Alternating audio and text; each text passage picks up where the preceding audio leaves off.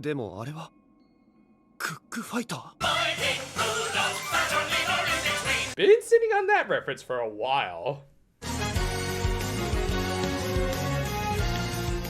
We opened this week with them not even trying to be subtle. 新発売スイートクリスタル Contract or no, I will not bow to any sponsor.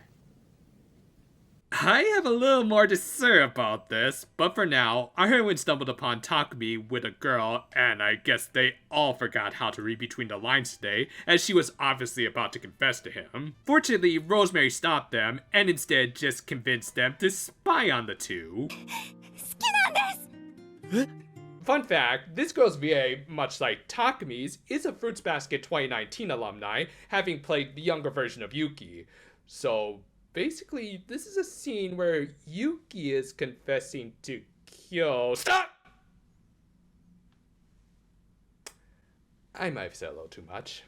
She also provides the voice for almost all the food fairies, except for this week's capture. I guess they decided to give her poor vocal cords a break from all of the squeaking. Anyway, I will admit, I got a good laugh out of everyone's reactions here, ranging from surprise, indifference, call to keisatsu, and when the hell is Hibiki gonna confess to me like that, god damn it. Anyway, our protagonists proved to be pretty lousy stalkers. 覗き見しちゃってごめんなさい Don't worry about it too much. I mean, if God can get away with it for an entire season, I don't see why y'all can't.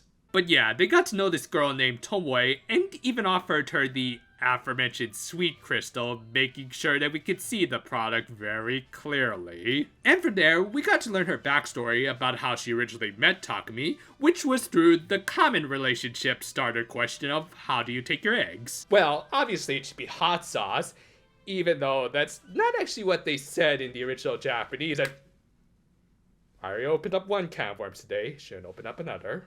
But yeah, as it turned out, they took their eggs the same way, which was with ketchup and mayonnaise, which, yeah, I gotta agree with these girls. I mean, yeah, I sometimes eat mine with ketchup, but mayo? You want some cholesterol to go with that cholesterol? But anyway, they also emphasized Takumi putting pepper on his salad, which, yeah, is not all that unusual. Maybe if he had put on that curry, then that would have warranted a reaction, but whatever, obvious foreshadowing is obvious. Anyway, Tomoe was understandably nervous about asking Takumi for his answer to her confession. Thus, for advice, they looked to the heavens.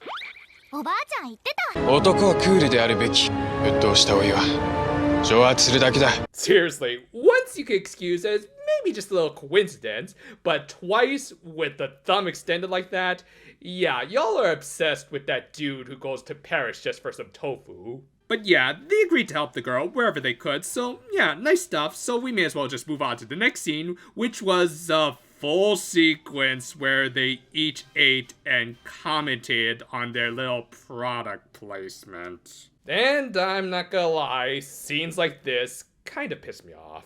I mean, again, I get it. This franchise, especially after a couple years of pandemicness, needs to make a lot of revenue this year to recover their losses. However, dedicating a whole sequence where they just talk about their little candies that have absolutely no nutritional value not only feels wasteful, but also outright manipulative when they say it's supposed to taste like your first love. And I know, saying all of this makes me sound like the old man yelling at clouds, so I'll pass it on to y'all. What's your criteria for product placements in your show? Do you think there should be a limit on it? And if so, how far do you think they could stretch it? Like, if at all possible, maybe not over the entire show? We then cut over to the lair of the bundles and oh come on. I mean granted, this did result in a cute bit from Secretor possibly revealing what her first love was like, and maybe even implying that she still has a partner, but still, do we really have to have these scenes back to back? Anyway, we thankfully cover to a scene with some real food, and a legit entertaining exchange between Takumi and Rosemary. The former, of course, tried to learn more about the latter, but ended up talking about his obvious crush on Yui instead. Again, a fun sequence, as these two probably have some of the best chemistry of the show. Hell, even our main heroine could see it. いつの間に仲良くなったの嬉しいな Yui confirmed to be a Takumi Rosemary shipper. No, and also they brought in that candy again, but at least it was somewhat justified here considering the character involved. خلاص. Earwax. The next day, our heroine stopped by Omne's place, and again, we didn't see her in this episode because they have more important things to push. And speaking of which, they stopped by the Pretty Holic to buy her a get well gift. Obviously, it'll play into events later, and hopefully will be more significant than other things. And I guess what comes around goes around, as Takumi was now stalking our heroines as they entered a pasta restaurant, where unfortunately no one ordered the Napoleon and instead went with that stuck-up bolognese. One day, bro, one day. This did at least lead into a nice bit of everyone, again expressing how they enjoyed their dishes, and of course encouraging everyone watching to do their own things, which I always like to see, even if I disagree with some of their preferences. However, narcissists really disagree with Tomoe's preferences, and thus stole the fairy and the meaning behind the ketchup mayo egg. With that, our heroines and a certain someone else engaged him and his monster this week, which was an electric sandwich press, though again it kind of looks like something else to me. Great tasting, healthier food in minutes. And the fight this week was just okay, mostly kind of standard fare for the show at this point. 奪うぞ前より強くなってるわよ Didn't we already establish that last week? Though of course, the main purpose of this fight was set up for a debut that hasn't gotten a lot of focus in this episode now I think about it. But yeah, Takumi appeared in his superhero persona, and I'm guessing transformed into this even though it was established that the costume was a separate piece. Well, whatever. As long as there's a possibility that we might get a surprisingly good transformation sequence, like the dude he's clearly ripping off, then I won't question it. And interestingly, Rosemary recognized this costume, which was likely worn by Takumi's dad. Oh goody, so that probably means we're going to see more of Mr. No Emoting. Anyway, the new hero introduced himself. ブラックペッパーだ And yeah, let's just get this out of the way. Black pepper is a really stupid name. I mean, not only is it one of the most common spices you'll find on your table at every restaurant, but other than the domino mask, there isn't that much actual black in this costume. Y'all do realize there's such a thing as white pepper, right? As for the costume itself, it's fine, a kind of basic Phantom Thief-esque getup, which I do like how it's in opposition to the actual thieves of the show, in particular Narcissist. Though, unless he wanted to double as a magician, clad in white, yeah, he wouldn't make for a great thief. Also, and this might be a little off subject, but when are we going to get the best Dom in Salty Pepper? Anyway, for his big debut, he landed one attack on the monster, which let Yui get in her own attack, and then all three of the cures finished it off. That's it?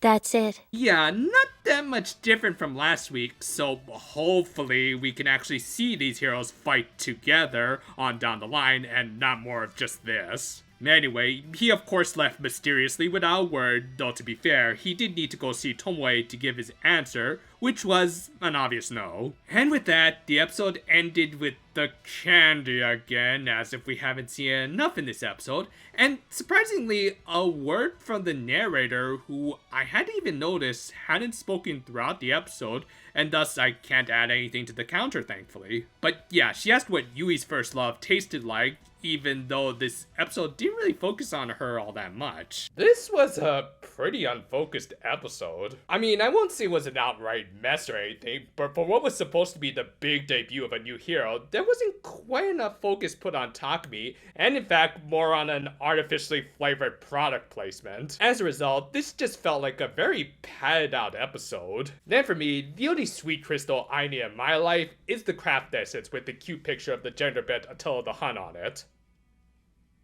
Stop looking at me like that.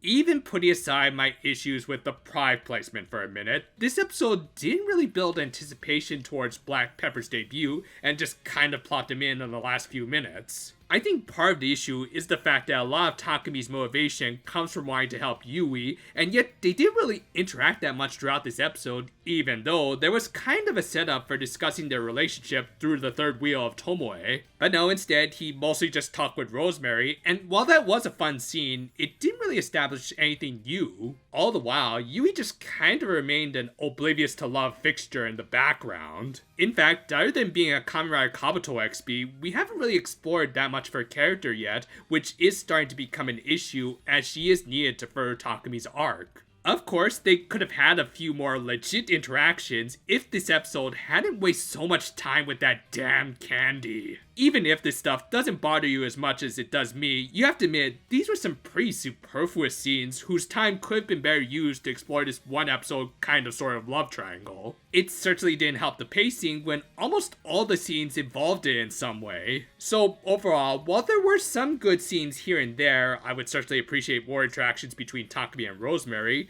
it did little to further the relationship between Yui and Takumi, making the latter's superhero debut have less impact. If they want to build some sort of Tuxedo Mask-esque character, then they really need to make these two feel like something more than just a cheap box of candy. So, on just a little bit of a whim, we decided to make an Odyssey account. No real reason, and certainly not because this is a terrible platform that bans guys like the Act-Man for pointing out TOS violators. Nope, no reason at all.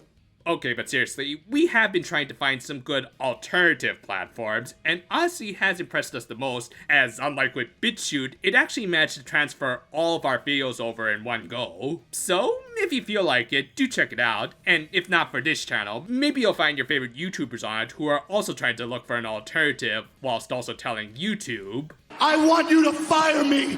You! or at least that's kind of what I want to do, but still, until next time though, for now my friends, and if you'll excuse me, I think I'm just gonna go update my resume for no particular reason again.